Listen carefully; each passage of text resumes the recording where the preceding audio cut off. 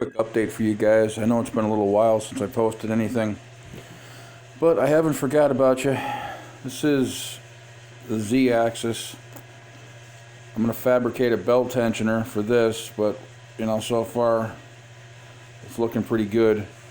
This is the Z, this is the Y, and as you can see,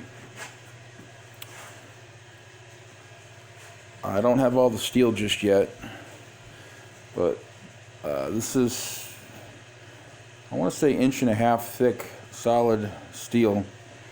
This will be stood up. You can't really see the marks of where it's going to go, but it'll be set back a little bit because this sticks up a good several inches, and then we'll have the spindle on top of here.